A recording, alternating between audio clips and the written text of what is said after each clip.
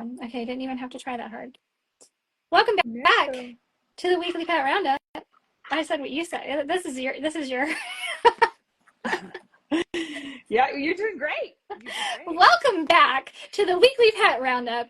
I'm Jessica with the Pet Parenting Reset. This is Isabel with Covered in Pet Hair. Hi. She's amazing. She's wonderful. And we are continuing our conversation this week on creative pet care tips. And if I remember correctly, last week we used AI to help us figure out some creative ways to save some money, but also continue to take care of our pets. So this week we are kind of rolling that into veterinary care. Yes. So how we save money when we've been talking, it's kind of been like, I mean, we're like financial analysts now.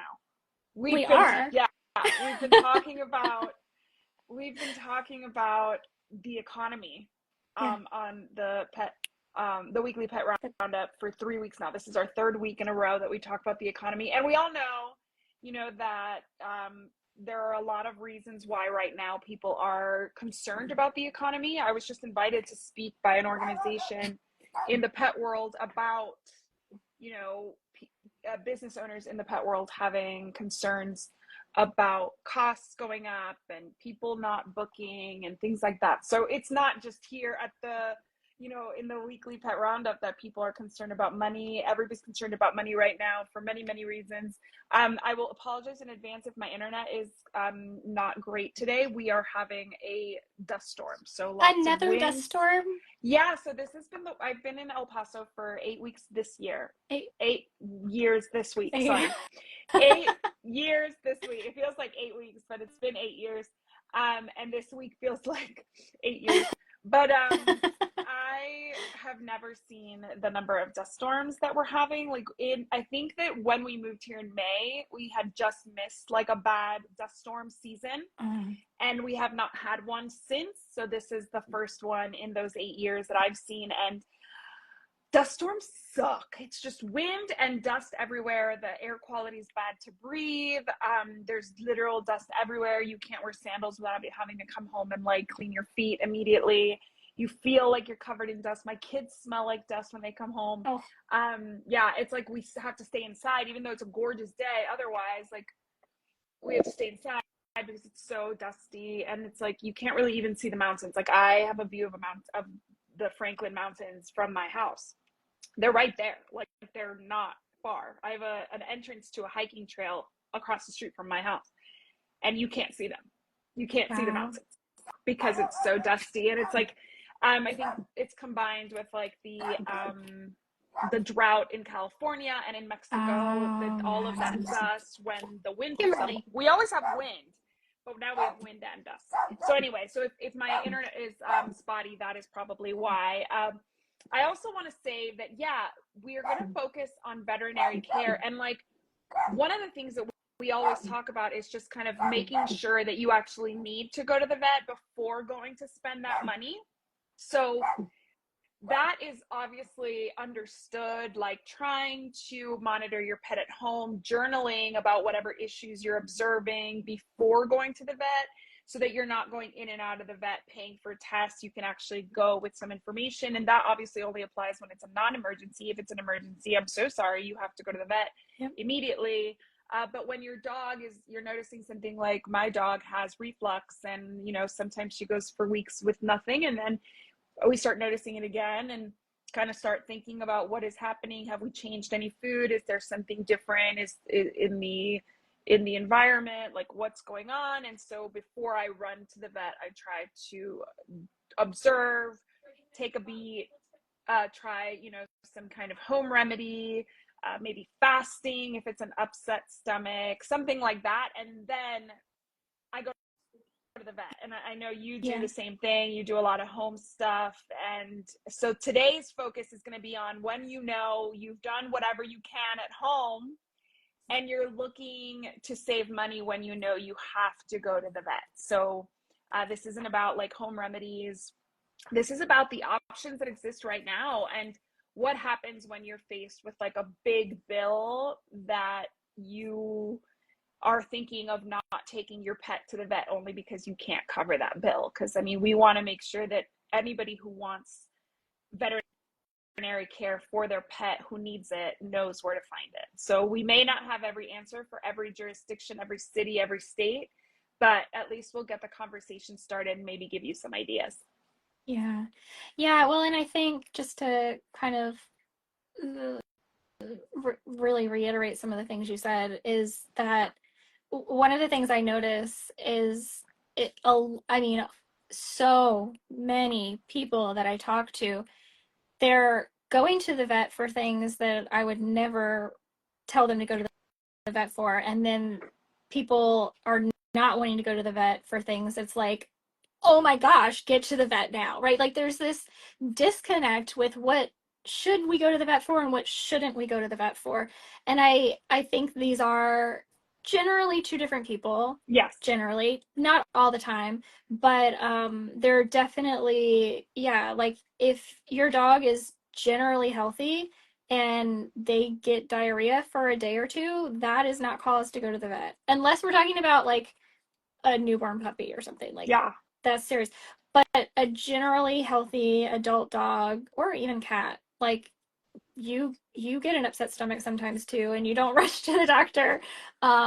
So there are definitely things that we don't need to rush to the vet for, and then there are things that we do need to rush to the vet for, and just knowing the difference. And I know we previously talked about, just because we are bringing up the whole like if it's an emergency, you have to go. I'm sorry, you have to go.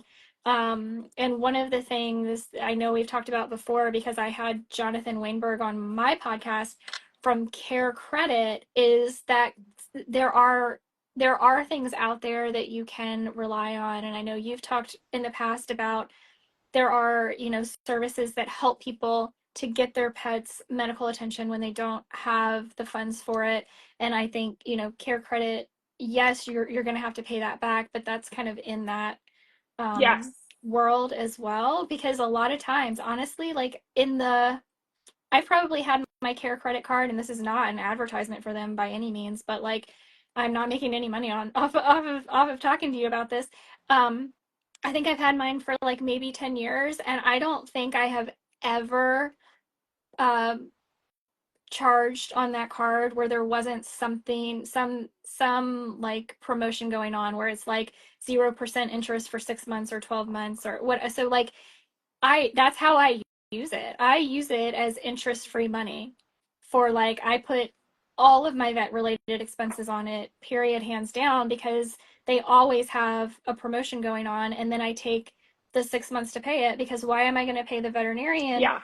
$400 up front out of my bank account versus paying Care Credit $100 a month, and I'm not paying any interest on that, right? Like it's just Yeah. it makes economic For sense sure. to do that. So long So as, yeah, so long as you're responsibly paying it back, which I yeah, think that's where people get caught up, is that they forget that they have to pay it. And it's not like you get 6 months without any payments. You still have to make right. payments. You You're just do. not accruing interest. And yeah, I love a zero interest deal or offer. I love those. Yes.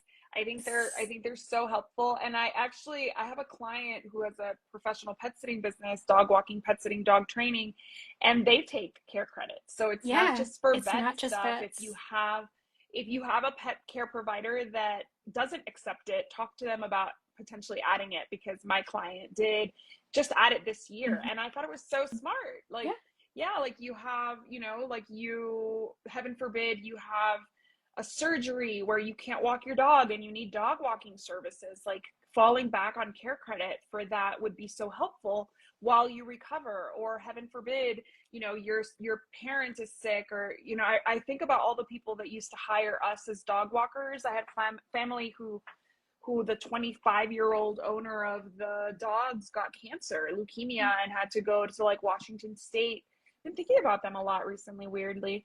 But they had to go to Washington State for like an experimental treatment kind of thing, and so they had to hire us. And like they were wealthy, they lived in a beautiful, huge house, whatever. But like I'm thinking about like a family who's already paying for some kind of cancer treatment Yeah. or a surgery, a huge deductible. They've had an accident and are in the hospital, and like you're kind of desperate, and you have this care credit card that you can just call somebody to be like, just charge my card and go walk my dog or whatever, you know. It is something to have. Like, I don't have a care credit card, and like, we're about to have to go back to the vet now with Kira's teeth. And like, when you do teeth, and she's 14, so we have to do all the blood work and stuff. Our vet kind of thought maybe we could like avoid it, like where her teeth weren't so bad, but we're noticing that they are really red now all of a sudden. Or just because I was not there when the vet was visited, so things were missed. So like, we're gonna go back, and I'm like, why would I, like you said, take money out of my bank account to pay for this when I could potentially get a deal on something and pay for it slowly? It's almost like the Affirm payments you do online and like those kinds of things that are really helpful. Like, sometimes you need something today and it's not in your budget, right? Like, it's just not in the budget for the month, and you're like, okay, but instead of the $200, I can pay $50 four times, and that'll be helpful. So I love that we're starting with care credit, because if you have decent or good credit, it should be something that as a pet parent, maybe you just have. And again, this is not sponsored at all. None of the stuff that we talk about is sponsored. This show has never been sponsored once, but we can definitely change that for the right. Change that. We can definitely change that for the right product. Yeah. Call And us. I have to say, like, I even remember when I recorded with him, like, I said,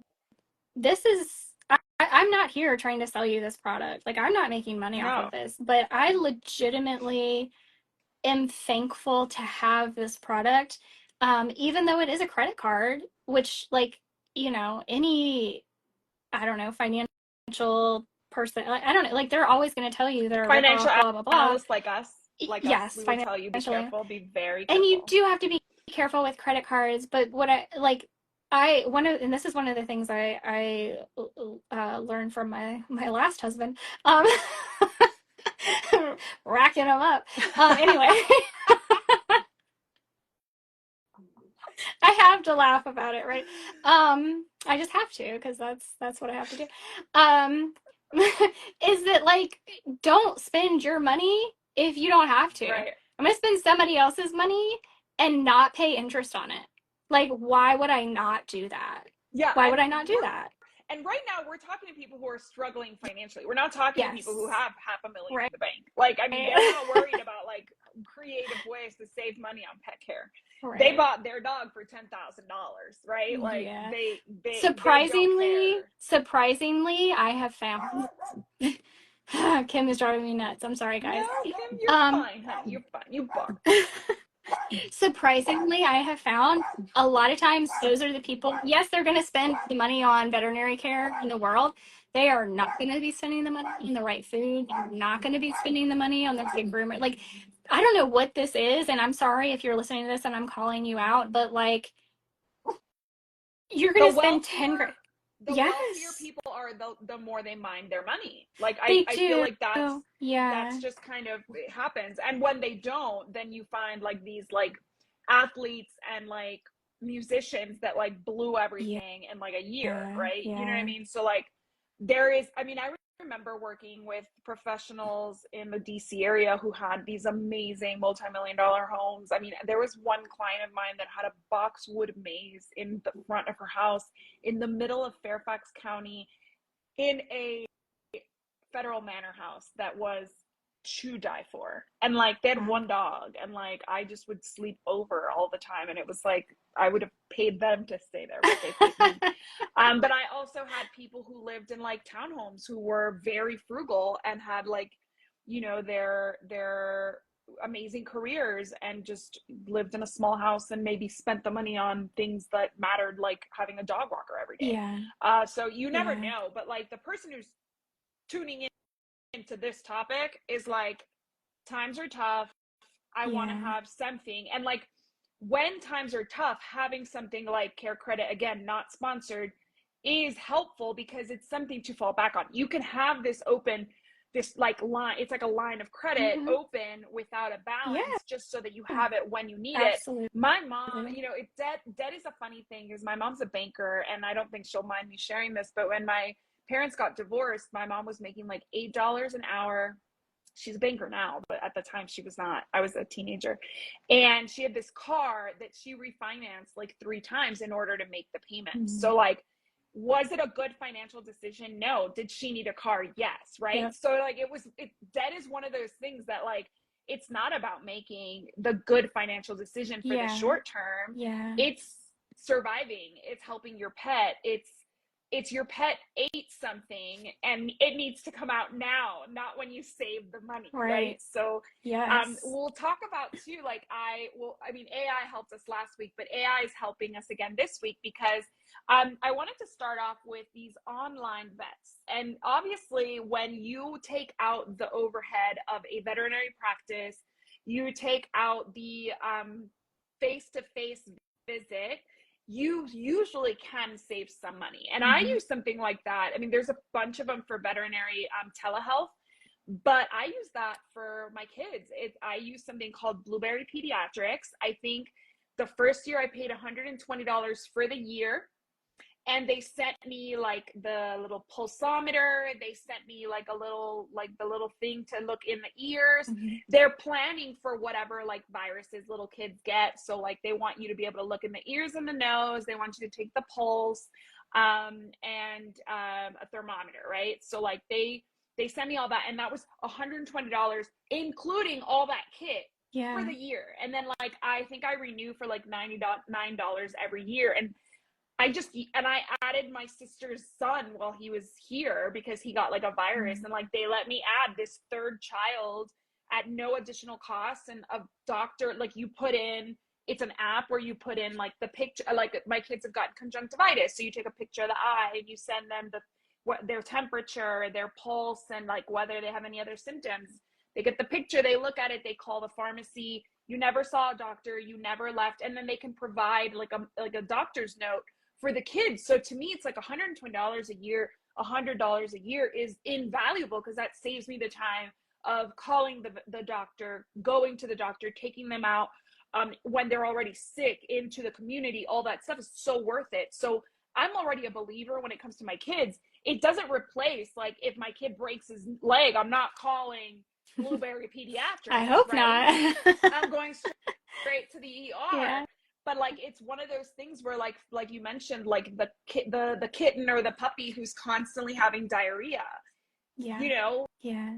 like send a picture of it and see what the vet has to say. So I really like those for people who maybe have a puppy or a kitten or they're new pet parents where they may not know how to gauge the severity of things. I think I got Blueberry Pediatrics during the pandemic when Mila was born. So I wasn't a new mom. I was a second-time mom, but obviously I was navigating a totally different world, and I couldn't get into the doctor, and I didn't really want to take my baby to the doctor and all that.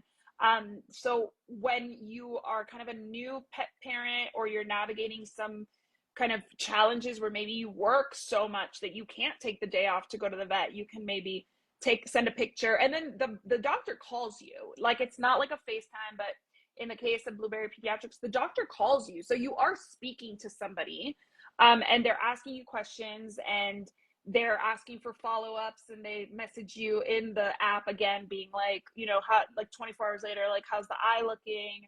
You know, when did you start the drops? Blah, blah, blah. And if you can get that for your pet and they're able to call in a prescription, that's when it gets a little hairy though, because a lot of prescriptions, they'll have to call a vet near you for that prescription. So I don't know how that works. Like most of the veterinary specific medications are going to be dispensed by a vet. So like I've never used that. So that would be my only like concern about that.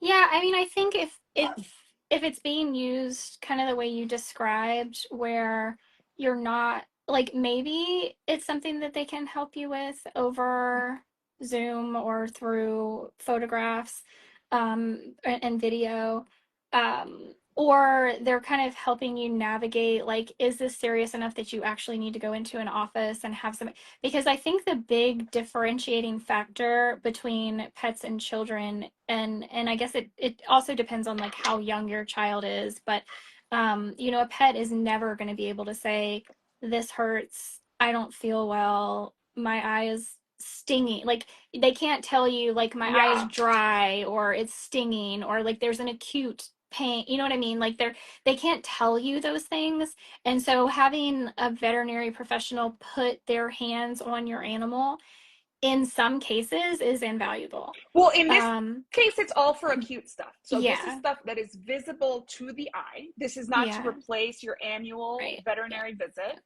This does not change that your senior needs to go to the vet twice a year.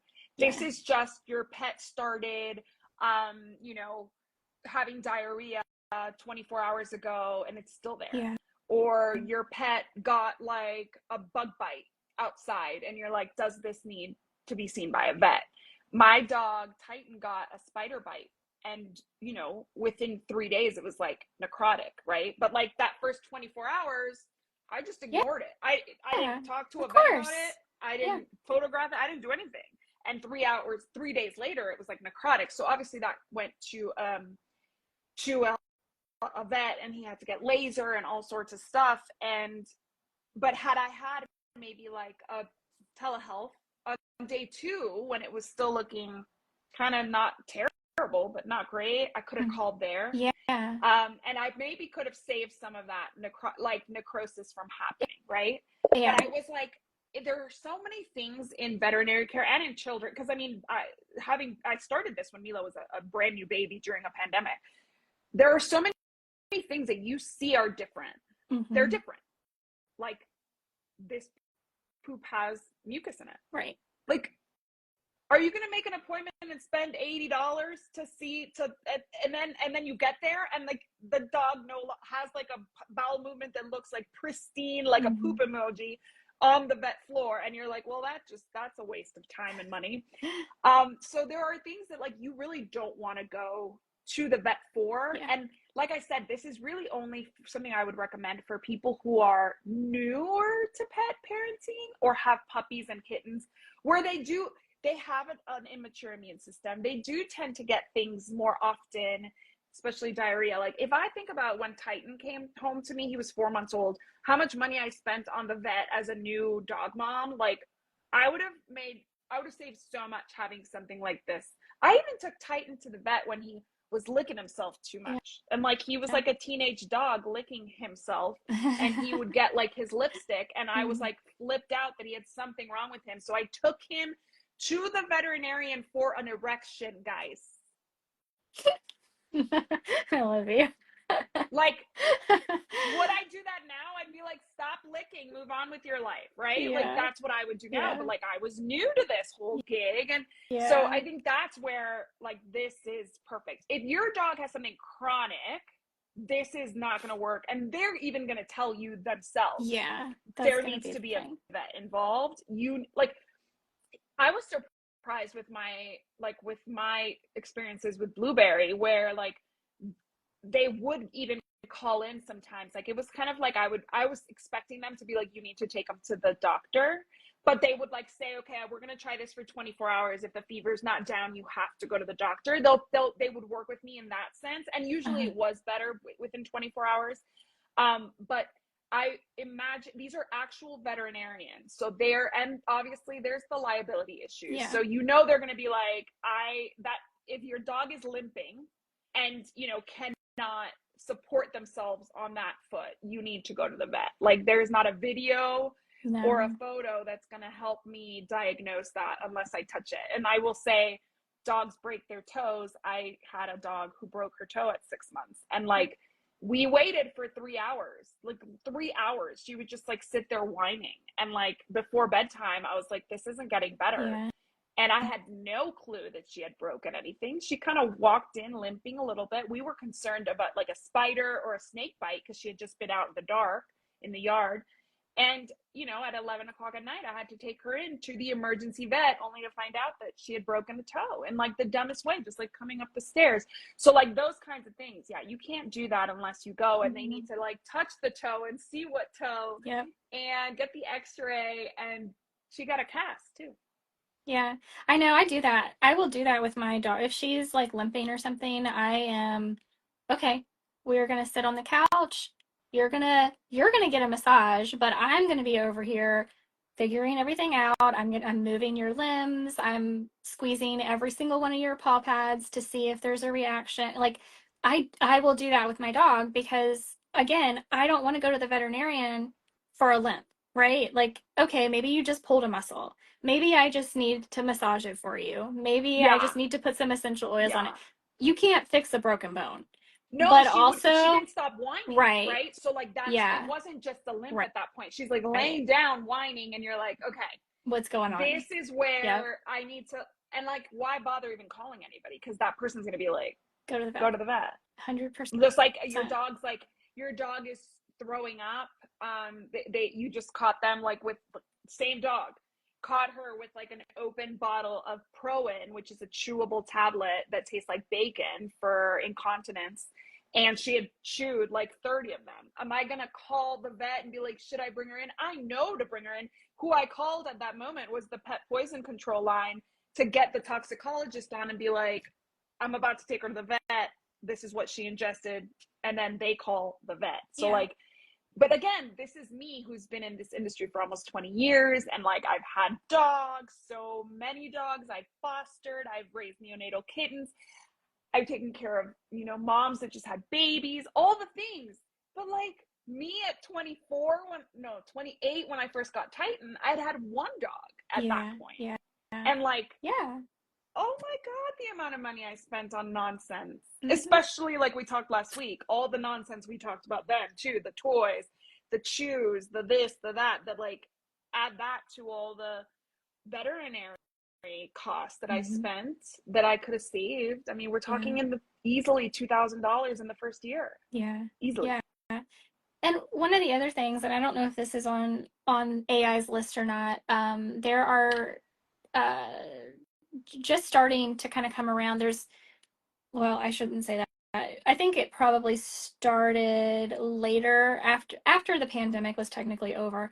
Like these like mobile veterinarians kind of started popping up everywhere. Not just like a single house call vet that's been around forever, but like franchise type.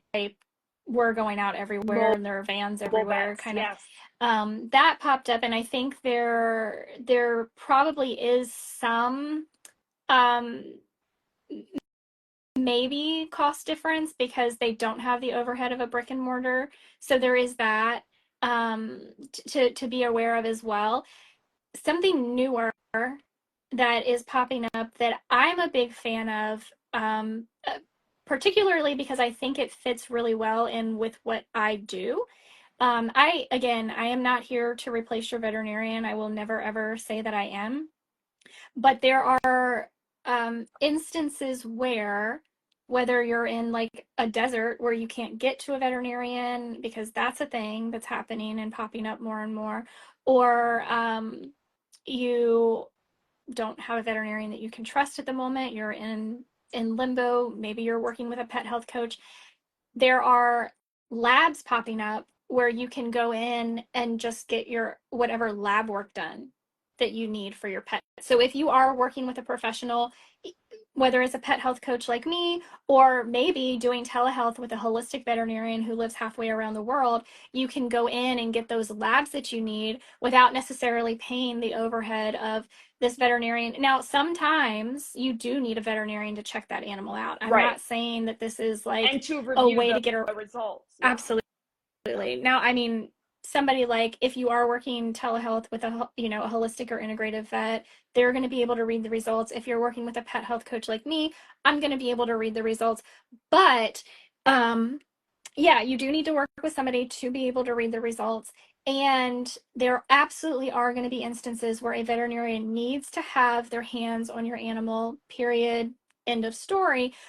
But these are ways to potentially save. And there are veterinarians out there who are like, these are the kinds of things that take up way too much of mine and my staff's time. They want you to bring your dog or cat in. They want to see your dog or cat, but there are things that they want to what is the word I'm looking for? Outsource. Yeah. Outsource. And so and for me, I do think this is a way where you could potentially save money. I know when I talk to all of my clients and I'm recommending them getting rabies titers or any other titers, I am always directing them to Hemopet because it is so much less expensive. Veterinarians charge an arm and a leg to do a rabies titer test when we all know full well, I don't care if your veterinarian sends it in or you send it to Hemopet, everybody is sending that rabies titer Back to test them. to Kansas Yeah. State. It is all going through Kansas State. There is no reason for you to pay $400 to your veterinarian when you can pay $80 to Hemopet plus whatever your vet charges for a blood Drawing draw it. and Yeah, spin. exactly. One thing I will say about the visiting vets, and I say visiting vets because my mom's vet in Miami was he had a brick and mortar. She had a brick and mortar, and she would also go to the house. So like she called herself the visiting vet. And in my case, when I first moved to El Paso, I used to do my vet right now, who has a brick and mortar, would do house calls. And it was cheaper for her to do a house call for 4 pets than for us to take different pets at different times. So we would do that. And I think her house call fee was like $90, whereas maybe her in office fee was like $60, but you couldn't take all 4 at the same time because she doesn't have a big enough practice, right? So those things are important to ask if you do have a lot of pets, if it would be smarter to either have your vet come to you with a fee or to find a mobile vet that can just like clear out the afternoon and come over. And it's amazing how much they can do at home for these wellness checks. Like they bring their little kits, they draw blood, they take everything. I mean, they euthanize at home. All those things are really doable. I feel like even like in the case of Titan, when he got his bite, we could have done laser, you know, like, cause it's like a tool. It's not really like that big of a thing to transfer. But I will say that there are many different types of online vet services. Chewy does one for free. So offers free chat and video consultations. That's Chewy Connect with a Vet. Again, not sponsored, but I'm just giving you ideas. Vetster, POP, PAWP. Those are veterinarians and nurses for advice and support. Whisker Docs.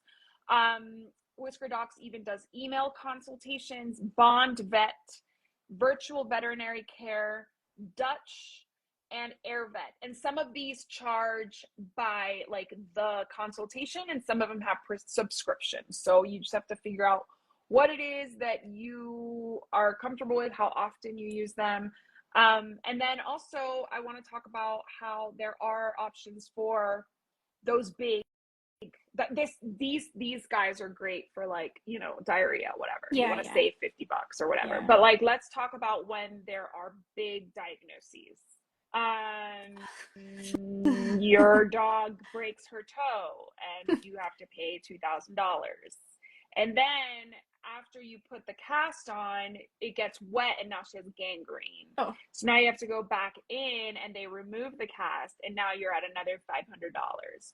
And this was like in 2008. Oh my God. So can you imagine what it is now in 2025? Dog ate a sock. Yeah. Your dog got into the Proin pills. Your dog, heaven forbid, got impaled at the park, which one of my staff members had happened to her. One day she called me, she's like, I can't walk dogs. I was at whatever park and my dog literally got impaled. She had like 142 stitches in the wound. They had to transport her with a stick in her torso. Your dog, heaven forbid, gets hit by a car. These things happen. So like and then another thing that happens, your dog or cat gets diagnosed with cancer or some kind of other disease that, you know, is expensive to treat. So what do you do then? Like, yes, you have access to care credit. Yes, you could potentially start your consultations online, but now you're at the vet. Now you're facing, you know, whatever you spent that day and whatever comes next. So there are organizations that will help you. You just have to do the legwork. And I feel like people here in this topic, I feel like people think it should be easier. But I mean, there are a lot of people out there in the same boat. And so it's not easy. And like, there's not a lot of money to go around. So there are like funds that different organizations have to help. We have a friend, Sam, Bears Bites that's her business, and she has like a nonprofit where she raises funds so that she can help people with big vet bills. And there's a lot that's on a small scale in her area, but there are bigger organizations, including, the Humane Society of the United States, who sometimes has help. So, but what happens there is you need to find the organization, you need to apply for the help, you need to move quickly, you need to follow up, you may get rejected, and you need to find multiple places and can't put all your eggs in one basket. It can be really frustrating, but it can be really helpful. Like I said, I think it was last week or the week before, there's the Vet Corner group on Facebook. They also provide, not only like you can post a picture that says like, oh, my dog's limping, look at her toe, it's swollen. They can say, that needs veterinary attention. It could be broken foot. There was a person who posted a cat that she had found unresponsive, and everybody was like, obviously, like, take your cat to the vet.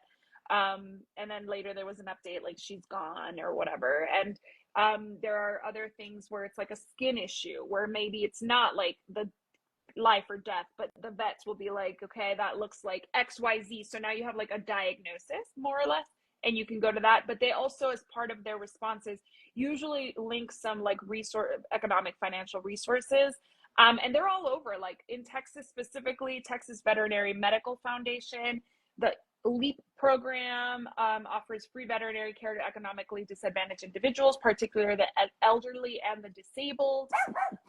Frankie's Friends, no cost and low cost veterinary care, especially for cats, including spay neuter services and veterinary forensic services. That's if there's abuse or something like that, criminal activity surrounding these animals. Humane Society of the United States, they have a list of national and state level organizations that provide these services, either, like preventive stuff like spay, neuter, vaccinations, whatever, microchipping, for free or for low cost, and also for bigger catastrophic stuff. The Pet Fund, owners who cannot afford veterinary care, it's a nonprofit. Bow Wow Buddies, Pause for a Cure, the Magic Bullet Fund. We have a friend, oh my gosh, I can't remember what it's called now. Moose's March does like testing for cancer for free. So they provide the kits. So if you are worried that your pet might, have something, and, it's not urgent, but you're worried, she provides that.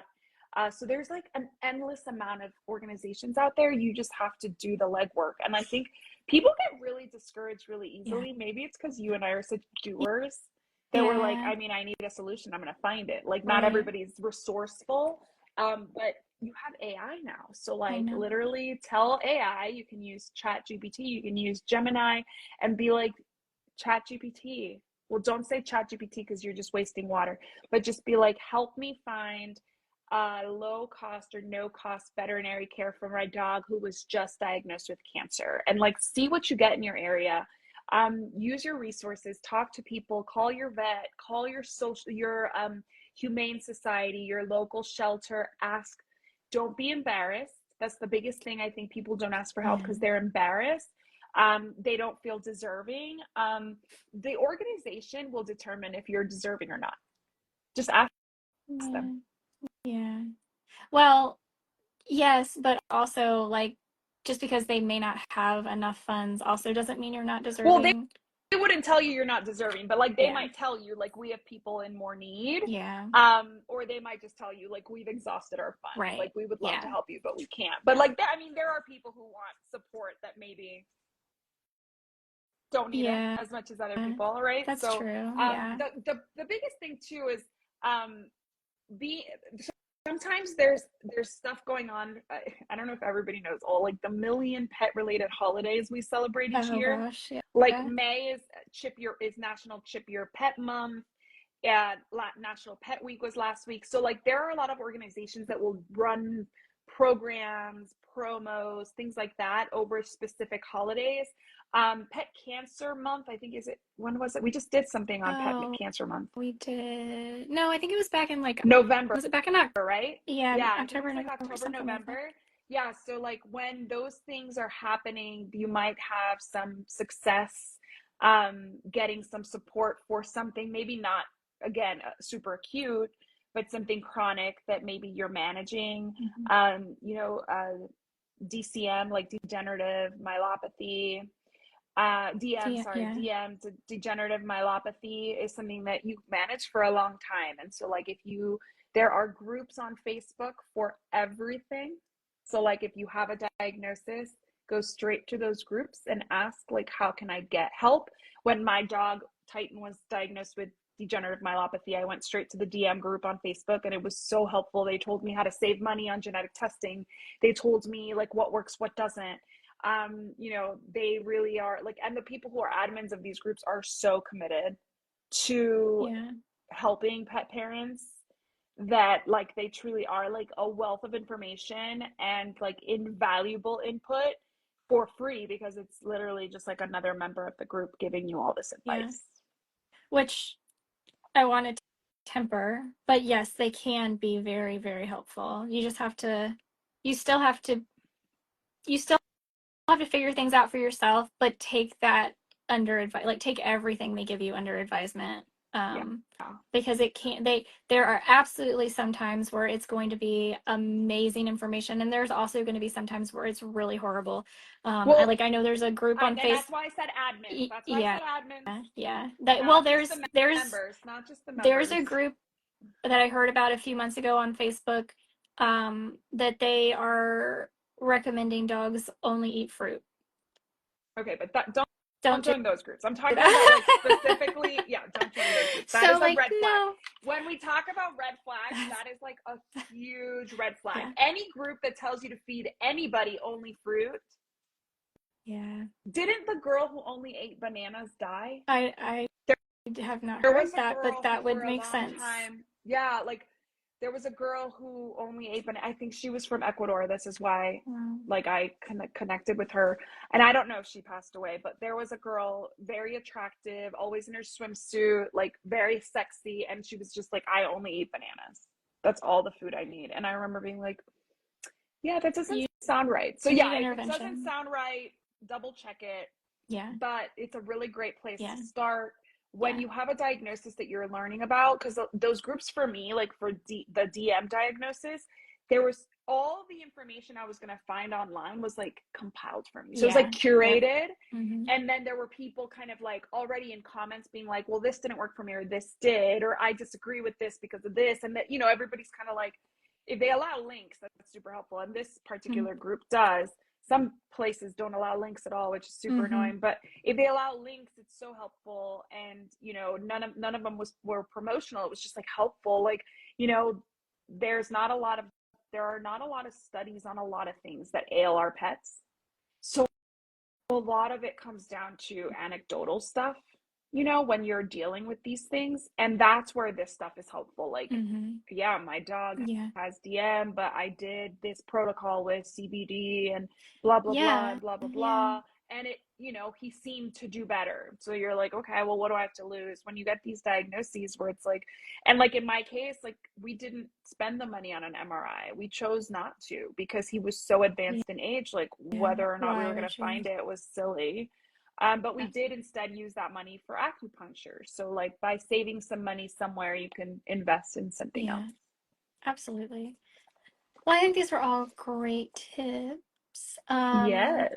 We're going to cut it short today Yeah, because Jessica and I need to have a meeting yes. about nothing related to pets. I mean, obviously, pets are always part of the conversation, but we need to catch up. So I think we talked about everything again. Use your resources. Don't take no for an answer. Keep looking for it. And actually, Jessica, I wanted to ask you if next Yeah. week you would be open to discussing what to do when your dog bites. Oh, Like you have a yeah. biter. I just got a message from a friend in the DC area whose friend found a dog, kept it, and the dog's a biter. Mm, Resource guarding. I mean, yeah. in the one paragraph, I already know, like resource guarding, lots of management having to be done. But a, a trainer Yeah. told them they had to euthanize. And so what I figured is we could talk about all the options that come before euthanasia. Yeah. Yeah. Well, and I And think, obviously when it's time to behaviorally euthanize. yeah, and I think I had sent you, we can do that and then maybe the next week roll into, or even try to, I don't know if we could fit it in. Um, More than 99% of US dogs have a behavior problem. Texas A&M research. Yes, that's right. Yeah, let's do the bite first, and Yeah, then let's and talk we'll about roll the into, behavior problems and what they are. yeah. Common behavior problems. So we'll get off the topic of economics. Okay, so we're gonna like put our financial advisor hats aside, and now we're gonna put our behavior consultant hats on and discuss Yes. dog bites and when a dog bite has gone too far, when a biting dog is not fixable. Yeah. Yeah. There are situations where that happens. So, spoiler There alert, I are. mean, there are situations where the dog is probably better off at Mhm. rest Yeah. because they're not I, enjoying life at that point either. I think it's extreme, but I do think that absolutely can be the case sometimes. And we always want to take the quality of life into consideration. So, yeah, let's talk Mm-hmm. about that next week. All right, guys. Thank you guys for joining. I really appreciate you. And if you have anything after you catch this later, not live, if you want to continue the conversation in comments, we're happy to participate. Just Yes. keep it nice. Yes, All right, please. guys. All right, y'all Thank have a you. wonderful week. Thanks, Isabel. Bye. Bye.